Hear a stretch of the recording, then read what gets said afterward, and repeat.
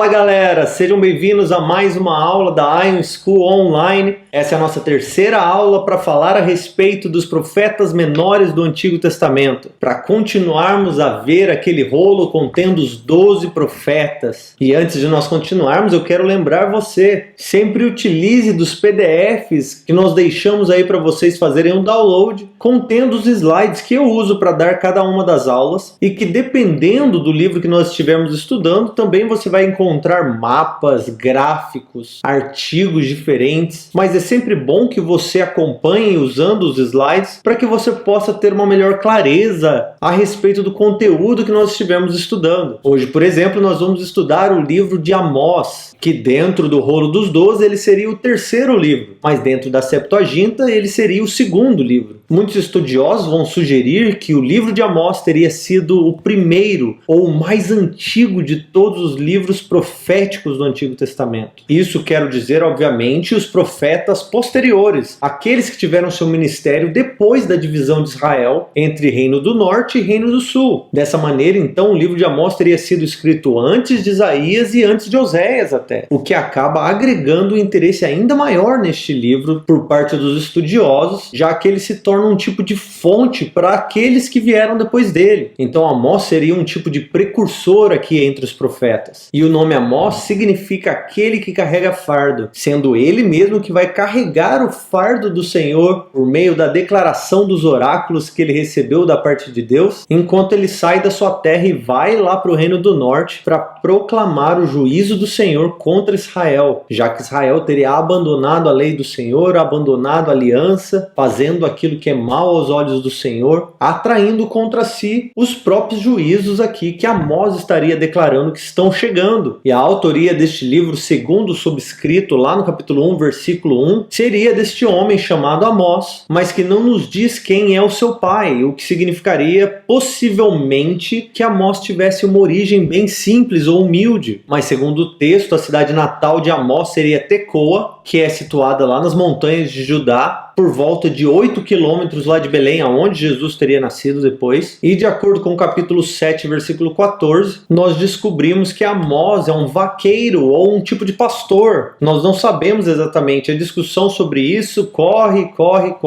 já que no capítulo 1, versículo 1, ele vai dizer que ele foi encontrado entre os pastores, mas lá no capítulo 7 ele vai dizer que ele cuida de bois, além de ser um cultivador de figos sicômoros. E lá naquele mesmo capítulo ele vai dizer assim que ele não era profeta, nem discípulo de profeta, mas teria sido o próprio Senhor que ordenou a ele com palavras para que ele fosse a Israel declarar os seus julgamentos. Então quando ele saiu lá de Judá, lá do Reino do Sul, e foi declarar os seus oráculos lá no Reino do Norte, ele foi como um leigo, ele não foi com um título, com um crachazinho, profeta Amós. Ele chegou lá, ninguém sabia quem ele era. Quando ele proclamou os seus oráculos, os que ouviram talvez pensaram, ele é um profeta. Ninguém fala dessa maneira se não fosse. Mas até que ele declarasse isso e deixasse claro que ele não era nenhum nem outro, ele apenas estava carregando a palavra do Senhor, o que faz dele um profeta, ninguém nem mesmo saberia de onde ele teria saído. E a data do ministério de Amós teria acontecido em algum lugar entre 760 a 755 a.C.,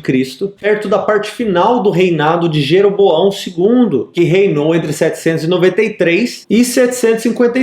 Esse Jeroboão II, de acordo lá com 2 Reis 14, ele teria feito o que era mal aos olhos do Senhor, como todos os outros reis do Reino do Norte, mas que teria tido aqui um bom sucesso militar, já que o Senhor teria usado ele e o seu exército, claro, para libertar o povo de Israel contra a opressão que estava acontecendo na região durante aquela época. Então, de acordo com o texto, teria sido ele que restabeleceu o território de Israel segundo as fronteiras que teriam sido declaradas lá durante o tempo de Josué, quando eles entraram na terra. E isso porque o Senhor estava usando eles para restaurar. Mas quando eles avançaram e adquiriram esse sucesso todo, automaticamente muito dinheiro, muitas riquezas vieram para a terra de Israel novamente. E essa bonança, essa prosperidade alcançou principalmente a elite de Israel, fazendo com que esse contraste entre as classes aumentasse de maneira incrível, crescendo também a injustiça social, já que eles já não estavam seguindo as leis do Senhor, eles já não estavam mais se importando com os pobres. Então teria sido durante esse período que Amós veio do Reino do Sul para proclamar os julgamentos contra Israel. Alguns vão sugerir que essas proclamações feitas por Amós teriam acontecido durante um período muito pequeno, talvez poucos dias, até mesmo menos que uma semana. E este pequeno, grande ministério, então, proclamação do oráculo do Senhor, teria acontecido exatamente 2 anos antes do grande terremoto, que aconteceu nos tempos do rei Uzias, lá no Reino do Sul. E esse terremoto teria sido tão grande que ele foi lembrado séculos depois pelo profeta Zacarias, lá no 14:5 de Zacarias, onde ele vai dizer mais ou menos assim: fugireis para os montes, fugireis como fugiste de diante do terremoto nos dias do rei Uzias, rei de Judá. Então, realmente, aqui o terremoto foi grande. E essa informação também é importante para nós, porque ela também serve para nos indicar que o livro de Amós não teria sido escrito até pelo menos 2 anos depois do terremoto ter acontecido. E o versículo-chave do livro de Amós que eu citaria seria Amós 9:11, que é uma das principais profecias a respeito do grande dia do Senhor também, que vai nos dizer que naqueles dias, no dia dos julgamentos do Senhor na terra, eu levantarei o tabernáculo caído de Davi e repararei todas as suas brechas, levantarei as suas ruínas e reedificarei como nos dias antigos. E este versículo ele vai se encaixar perfeitamente com muitos outros que vieram a ser proclamados depois dele e que tem a ver com a restauração messiânica, quando Cristo estabeleceu o seu reino na terra. E resumindo o livro de Amós, nós vamos dividir o livro em 3, do 1 versículo 3 até o 2 versículo 16, é onde nós vemos juízo contra várias nações. Depois do 3 versículo 1 até o 9 versículo 10, é onde nós vamos encontrar especialmente os juízos contra Israel. E aí lá no finalzinho do livro, no capítulo 9 versículo 11 até o versículo 15, nós vamos encontrar um oráculo de salvação, que é basicamente a única palavra de esperança aqui que nós encontramos no livro. Então, seguindo direto para o nosso esboço, nós vamos começar no capítulo 1 versículo 1, indo até o capítulo 2 versículo 16, com os juízos contra as nações. Então, nos versículos 1 e 2, nós vamos ver que as palavras que nós vamos ler a partir de agora são de Amós, o profeta, e claro, reconhecido como profeta, mas ele mesmo não disse que era um, mas vai nos dizer aqui que ele era alguém que estava entre os pastores lá em Tecoa, mas que teve visões a respeito de Israel. E essas visões que ele teve ocorreram 2 anos antes do grande terremoto, lá em Jerusalém, lá no sul, e Jeroboão, lá no Reino do Norte. Esse Jeroboão aqui é o Jeroboão II, não o primeiro durante o reinado de quem o reino se dividiu, mas o segundo, que veio bem depois.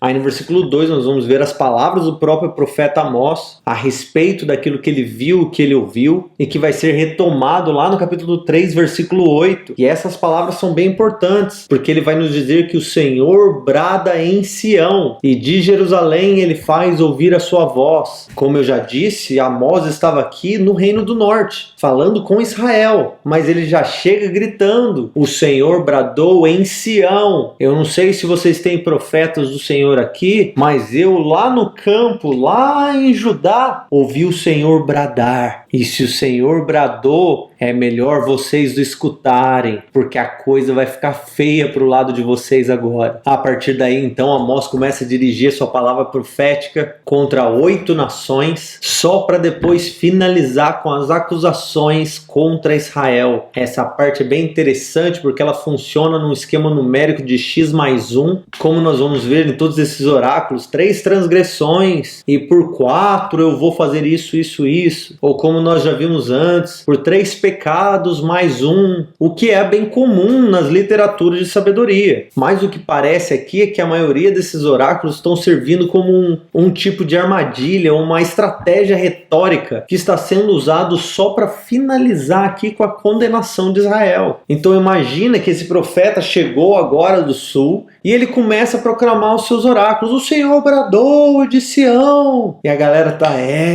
bradou, uhul, shoo. E aí esse profeta começa a declarar os seus oráculos contra as nações, aqueles que são inimigos de Israel, que fizeram mal contra o seu povo. E o povo continua, vai. Amós então declara sua profecia, seu julgamento contra a Síria no nordeste. Depois ele proclama o julgamento contra a Filistia no sudoeste. Depois contra Tiro no noroeste. Depois contra Edom, Amon e Moabe lá no sudeste. E enquanto isso, o público de Amós eles merecem. É isso aí, Senhor. Traz julgamento. Aí no capítulo 2, versículo 4, Amós começa a proclamar juízo contra Judá, o reino do sul. Ele vai dizer assim: assim diz o Senhor, por 3 transgressões e pela 4ª transgressão, eu não retirarei o meu castigo, pois rejeitaram a lei do Senhor e não obedeceram aos meus estatutos, mas se deixaram enganar por seus ídolos, atrás de quem os seus pais caminharam. Por isso atearei fogo em Judá e que consumirá os palácios de Jerusalém. Aí os ouvintes de Amós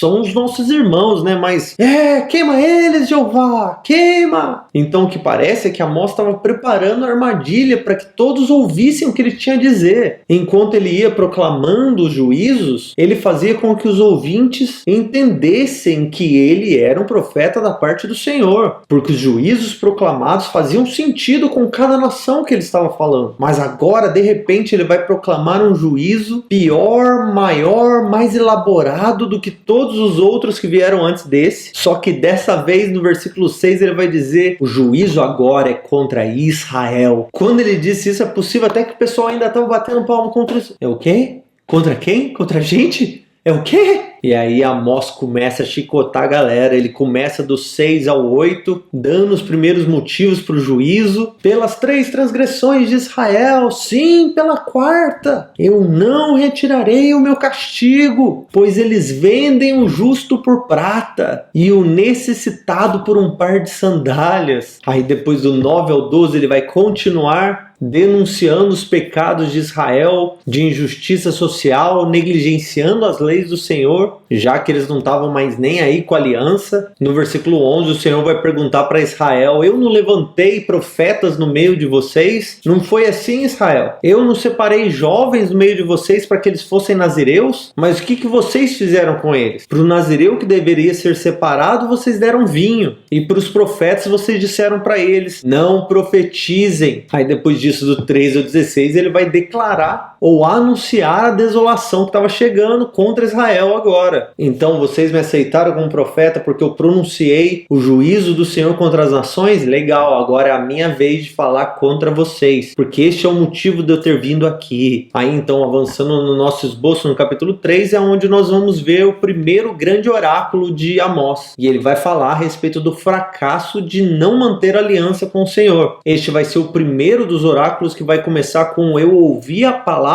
do Senhor, e é ele quem vai dar o tom aqui para o restante do livro, porque nesse oráculo o que parece é que Amós é um mensageiro da parte do Senhor que veio para apresentar o processo judicial da parte de Deus contra Israel. Só que o problema de Israel é que o juízo do caso também ao Senhor. Então no versículo 1 e 2 ele vai falar a respeito dos privilégios que Israel tinha de ter tido uma aliança com o Senhor. Depois do versículo 3 ao 8 nós vamos ver as justificativas de Amós estar declarando todas essas palavras. Ele vai começar dizendo: por acaso 2 pessoas andarão juntas se elas não estiverem em acordo? E aí no 7 ele vai dizer aquele famoso versículo: o Senhor não fará nada sem antes declarar aos seus amigos, os profetas. Só que este versículo também é um daqueles versículos tomados super fora do contexto, já que essa afirmação de Amós não está condicionando as ações de Deus aos ouvidos dos profetas, nem dizendo que Deus é obrigado a compartilhar ou declarar qualquer um dos seus planos aos homens. E essa ideia fica ainda pior se você pensar que Deus precisa da vontade ou capacidade do profeta de ouvir para Deus falar ou anunciar algo que ele está querendo fazer. Como se Deus estivesse: eu estou tentando falar aqui.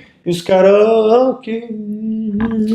Aí um dia alguém tem a capacidade, a unção, o esforço, nossa, esse cara é demais. Aí eu ouvi o Senhor, ele está querendo falar algo aí, Deus, ufa, agora eu posso falar, agora eu posso fazer, já que este profeta ouviu minha palavra. Mas dentro do contexto do oráculo de Amós, o que ele estava dizendo era de que o Senhor não iria trazer o juízo contra Israel sem antes dar a Israel a chance de se apavorar, se tremer toda e talvez se arrepender antes de saírem correndo apavorados de medo diante do toque da trombeta que vai anunciar aquilo que estava por vir. E é por isso que no versículo 8 ele vai dizer: o leão rugiu, quem não tremerá? O Senhor Deus falou, quem não profetizará? É o mesmo tema do Atalaia. Se o perigo está chegando, como é que você não vai declarar o que você está vendo? E se o Senhor está fazendo ou trazendo um julgamento contra a terra, quem é que verá aquilo e não declarará o que está vendo? Já que esse é o papel do Atalaia. Tendo explicado isso, então, no versículo 9 e 10, ele vai chamar tanto os egípcios quanto os filisteus para que eles testemunhem aquilo que o Senhor vai fazer contra Israel. É como se eles estivessem em um grande tribunal. Ele lembrou do contrato, citou tudo aquilo que foi quebrado dentro desse contrato, chamou testemunhas, e agora no verso 11, 12 e do 13 ao 15 é onde nós vemos 3 anúncios de desolação por terem quebrado o contrato. A condenação, a multa por terem quebrado o contrato é essa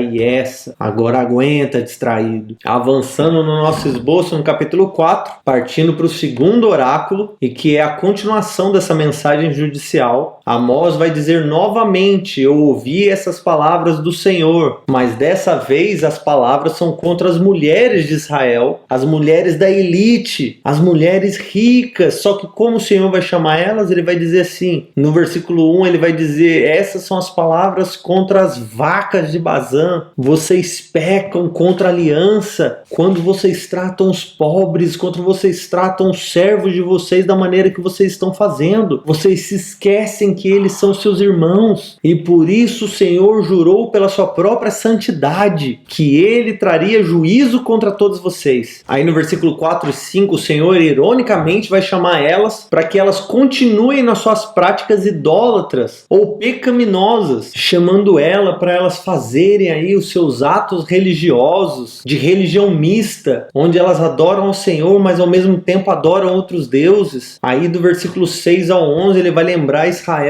de um monte de juízos que já aconteceram, que deveriam ter servido como alerta para Israel, mas que Israel nem teria levado em conta aquelas palavras ou aqueles juízos da parte do Senhor. E aí nos versículos 8, 9, 10 e 11, cada um deles vai conter o Senhor dizendo o juízo, mas afirmando que mesmo assim vocês não se converteram a mim. Aí no versículo 12 o Senhor passa um medinho neles dizendo: agora Israel, prepara-te para encontrar o seu Deus. E aí no versículo 13 nós vemos um fragmento de hino falando a respeito deste Deus a quem eles vão encontrar. Vai dizer: ele é quem forma os montes, cria o vento e diz ao homem o seu pensamento, ele é quem transforma a manhã em trevas e anda sobre os lugares altos da terra. O seu nome é o Senhor, ele é Jeová, o Deus dos exércitos. Depois disso, avançando no esboço do capítulo 5, versículo 1 até o versículo 17, nós vemos o terceiro oráculo. E mais uma vez ele vai começar com as palavras: eu ouvi essas palavras, ou eu ouvi do Senhor. Mas esse oráculo aqui, ele carrega a essência do livro, e ele foi escrito com a estrutura quiástica de fora para dentro, como nós já vimos lá em Provérbios, como nós já vimos em Salmos. Então aqui nos versículos 2 e 3, 16 e 17, são lamentos em relação à queda de Israel. Então no versículo 2 ele vai declarar: a virgem de Israel caiu. No 17 ele vai declarar: em todas as vinhas terão pranto, porque eu passarei pelo meio de ti, diz o Senhor. Depois do 4 ao 6 e do 14 e o 15 são convites para que eles busquem ao Senhor, para que eles façam o que é correto, para que eles possam viver, para que eles possam ser salvos daquilo que está por vir. Depois do versículo 7 e do 10 ao 12, aqui no ciclo interior do oráculo, é onde vai declarar quem é que vai receber tudo isso que está por vir. E quem seriam eles? aqueles que pervertem a justiça, aqueles que são infiéis à aliança. E por último, no centro do oráculo, no versículo 8 e 9, nós encontramos outro fragmento de hino, que vai lembrar Israel aqui que o Criador também é o juiz do caso, de que eles serão julgados por um Deus que é fiel, que é santo e que é justo. Eles receberão o que eles merecem. Depois do nosso esboço, do versículo 18 até o versículo 27 do capítulo 5, vai falar sobre a falsa segurança de Israel na sua falsa religião. E este vai ser o primeiro dos oráculos cheios de ais. E ele vai estar sendo direcionado aqui na segurança que Israel tinha de ser uma nação religiosa. Como se quanto mais religião, mais adoração, mais deuses, mais ídolos, mais ofertas, significasse de alguma forma mais favor da parte de Deus. Mas que aí o dia do Senhor que eles estavam esperando, a visitação da parte de Deus, iria se revelar contra eles como um verdadeiro pesadelo. No versículo 18, então, ele vai proclamar: ai de vocês que esperam o dia do Senhor, para que vocês querem esse dia? Porque ele será um dia de trevas e não de luz. Seria como se um homem fugisse de um leão e encontrasse um urso, ou como se ele entrasse na sua casa encostando a mão na parede e fosse mordido por uma víbora. Porque o dia do Senhor será de trevas e não de luz. Será completamente escuridão e nenhum resplendor. Você consegue imaginar que Israel não estava nada feliz aqui com as palavras desse imigrante ilegal, desse cara que veio do Reino do Sul só para atazanar a gente agora aqui. Aí no versículo 21 ao 23, ele vai falar sobre como o Senhor odeia as festividades deles, as assembleias solenes, e como eles misturam o serviço ao Senhor com as suas práticas idólatras, nojentas com seus ídolos, como se tudo fosse a mesma coisa. E isso fica bem claro ali do 24 ao 27, como a adoração deles tem uma natureza mista, sincretista, e é por causa dessas atitudes que no versículo 17 o Senhor vai dizer que ele vai levar todo mundo cativo para além de Damasco, e quem diz isso é o Senhor, cujo nome é Deus dos exércitos. Em outras palavras, ninguém vai poder parar ele quando ele começar essa obra. Depois, avançando no esboço, capítulo 6, onde Amós vai falar contra a falsa segurança deles no sucesso. Ele vai falar contra os líderes de Israel, que vão estar exatamente entre os primeiros que vão ser exilados. Do 3 ao 6, então, ele vai falar que a segurança deles está baseada na finança, no luxo que eles têm. E também lá no versículo 12 e 13 vai falar que a segurança também é no sucesso militar. Depois do versículo 8 ao 14 nós vamos ver os juízos contra eles, onde lá no versículo 14 ele vai dizer assim: ó casa de Israel, eu levantarei uma nação contra ti, e ela vos oprimirá desde Lebo-Amate até o ribeiro de Arabá, lá embaixo. Vocês vão sofrer na mão deles, se preparem. Depois no esboço, capítulo 7, versículo 1 até o versículo 9, onde nós vamos ver 3 das 5 últimas visões de Amós, sendo elas os gafanhotos, o fogo e o prumo. Então a primeira dessas visões dos gafanhotos vai do capítulo 7, do 1 ao 3, e a segunda visão de um fogo do versículo 4 ao 6, e essas duas visões estão indicando aí o juízo que está por vir, como se o Senhor estivesse apontando para a quantidade de gemidos que teriam no futuro de Israel, de maneira literal, e essa destruição é inevitável. Mas tanto na primeira visão quanto na segunda visão, Amós intercede diante do Senhor pelo povo, para que o Senhor livre Israel dessas desgraças. E o Senhor, de alguma forma ali, ele acaba avisando Amós: calma, eu tenho tudo sob controle, vai dar tudo certo no final. Mas aí na terceira visão, do capítulo 7, do versículo 7 até o versículo 9, Amós vai ver aqui na sua terceira visão o Senhor perto de um muro que ele mesmo construiu, segurando um prumo. E se você não sabe o que era um prumo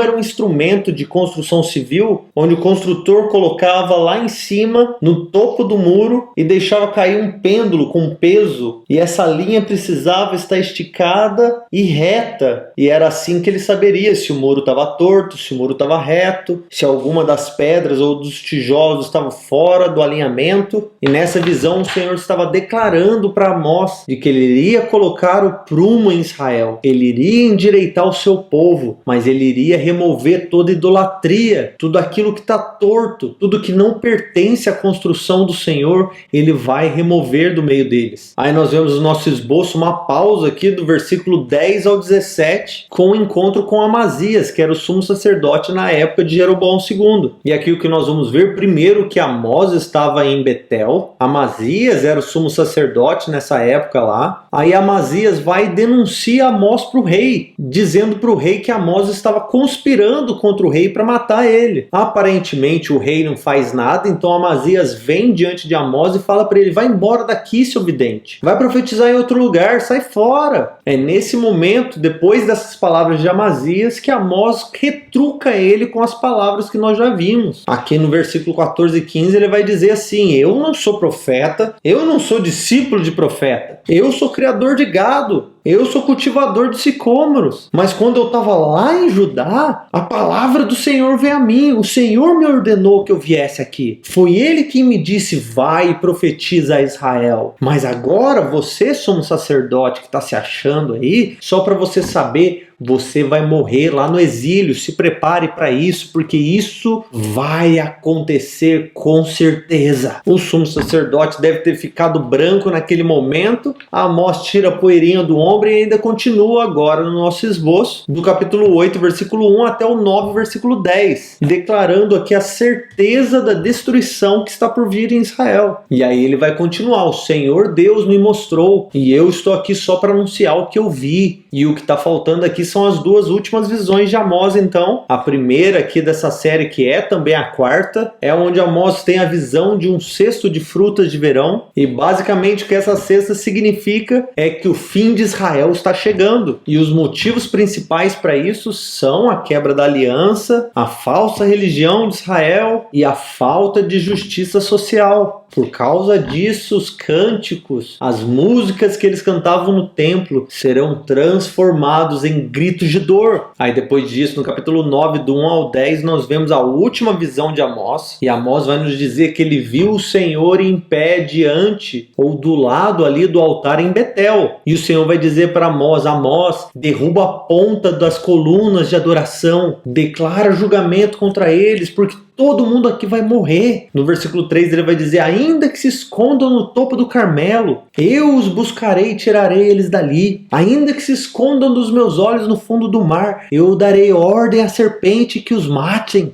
Depois disso, no versículo 5 e 6, mais um fragmento de hino que vai dizer: pois o Senhor dos exércitos é quem toca a terra, e quando ele faz isso, ela derrete, todos os habitantes da terra tremem. E dos versículos 8 a 10 ele vai finalizar a visão aqui, anunciando a aniquilação total de Israel. Mas para surpresa de Israel, a destruição está vindo por ordem do próprio Deus contra eles, e que vai alcançar até mesmo aqueles que se sentem seguros, que acham que não poderão ser tocados por causa do seu status ou por causa da sua religiosidade, como se eles estivessem firmes na terra e nada pudesse movê-los. E por último, finalizando o livro de Amós, do versículo 11 até o versículo 12, nós vamos ver uma proclamação de esperança, que ao mesmo tempo é um juízo também, porque no versículo 11 ele vai dizer aqui aquele versículo, que é o versículo chave de Amós: quando eu estiver trazendo o meu juízo sobre a terra, naqueles dias eu levantarei o tabernáculo de Davi que está caído, repararei as suas brechas e levantarei as suas ruínas e reedificarei ele como nos dias antigos. Mas para que ele vai fazer isso? No 12 ele vai responder: para que eles possuam o restante de Edom.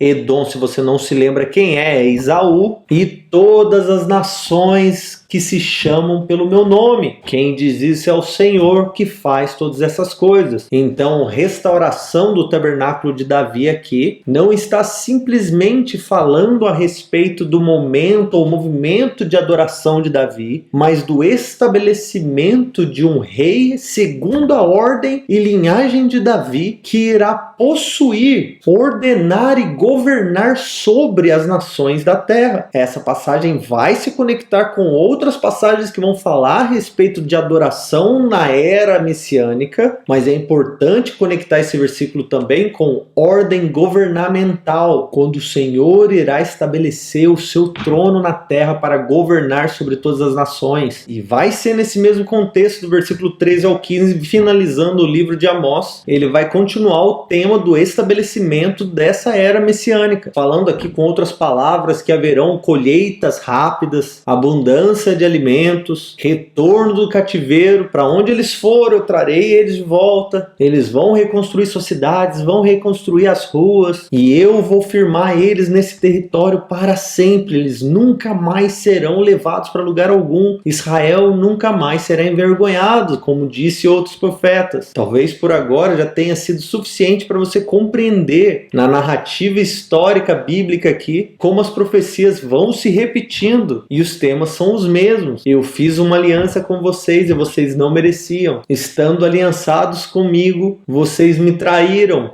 E eu não merecia. Eu trouxe então o que vocês merecem, o juízo. Debaixo do juízo, alguns se arrependerão. Esses alguns serão salvos. E em um tempo, lá no final, eu estabelecerei o meu rei nessa terra. Ele firmará e ajuntará todos vocês junto com ele, fisicamente no território que eu prometi a Abraão. E o monarca desse país, o monarca deste reino, governará sobre todas as nações da terra. Ponto final. E nós nos encontramos nesse intervalo, onde a salvação veio, mas o monarca ainda não retornou para trazer restauração sobre todas as coisas. E é assim que nós vamos finalizar o livro de Amós, mais uma vez, com essa esperança, com esse anseio pelo retorno do Rei eterno de Israel. E nós nos vemos na próxima aula, se Deus quiser. Deus abençoe.